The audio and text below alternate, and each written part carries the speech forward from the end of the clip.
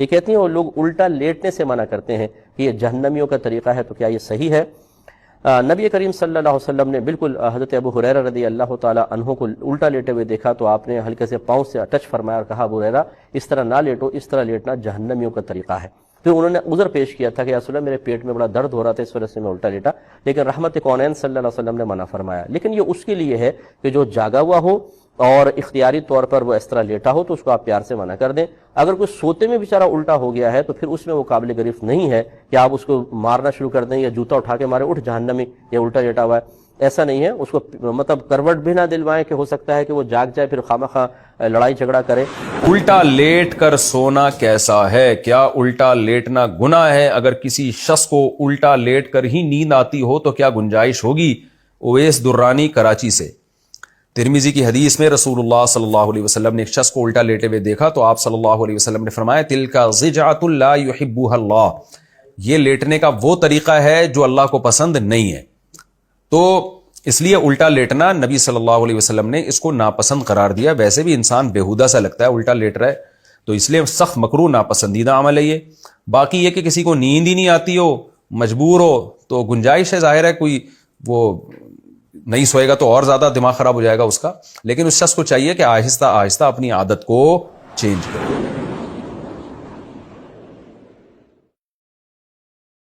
بزرگوں سے جو کچھ آپ نے بچپن سے سن رکھا ہے سب کچھ ہی غلط نہیں ہے، کچھ ٹھیک بھی ہے۔ ظاہر ہے ان کو ہر بات ہی تو غلط نہیں بتائی گئی تھی، صحیح باتیں بھی بتائی گئی تھی۔ تو انہی صحیح باتوں میں سے ایک یہ بات بھی ہے کہ پیٹ کے بل سونا گناہ ہے، اللہ کی نافرمانی ہے۔ سنن نبی داؤد میں حدیث ہے، ایک صحابی تھے اصحاب صوفہ میں سے، سیدنا قیس غفاری، وہ کہتے ہیں کہ میں مسجد نبوی میں لیٹا ہوا تھا، پیٹ کے بل میرے سینے میں تکلیف تھی تو اس کی وجہ سے میں پیٹ کے بل لیٹا ہوا تھا، تو ایک شخص آیا اور اس نے میرے پاؤں پہ آ کے اپنے پاؤں سے ہلکی سی ٹھوکر ماری متوجہ کرنے کے لیے، اور کہا کہ پیٹ کے بل مت لیٹو، یہ اللہ کی نافرمانی ہے۔ تو وہ کہتے ہیں میں نے جب مڑ کے دیکھا تو وہ اللہ کے نبی علیہ السلام تھے۔ تو اس سے جو لیٹا ہوا شخص ہے اس کو اٹھانے کا طریقہ بھی پتہ چل گیا کہ آپ اس کے پاؤں پہ پاؤں، ویسے بھی کوئی سویا ہوا شخص زمین پہ سویا اور آپ آ کے، یہ نہیں ہے کہ اس کے پاؤں کو یوں ہلائیں گے، ٹھیک ہے، اس کو آپ پاؤں سے زور سے بھی نہیں مارنا، یہ نہ ہو کہ اکرام مسلم کر دے آپ کا اٹھتے ہی، آرام سے اسے پاؤں سے پاؤں ہلائیں اور اس کو یوں اٹھائیں۔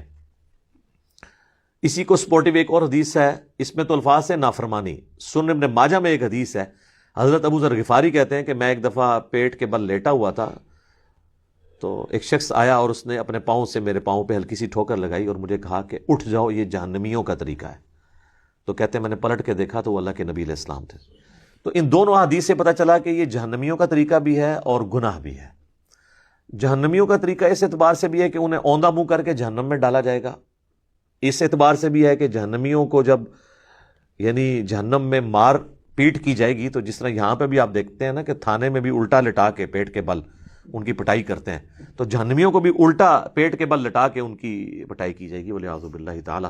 اللہم لا تجعلنا منہم، اللہم اجرنا من النار، اللہم انی اعوذ بک من عذاب جہنم، آمین۔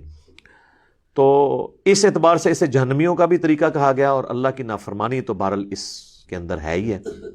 بہرحال اس بات کی طرف واپس آئیں کہ پیٹ کے بل لیٹنا یہ گناہ بھی ہے، حرام بھی ہے، اور جہنمیوں کا طریقہ بھی ہے۔ یہ بات آپ نے جو سنی تھی وہ بالکل ٹھیک ہے، لہٰذا اس معاملے میں احتیاط کرنے کی ضرورت ہے۔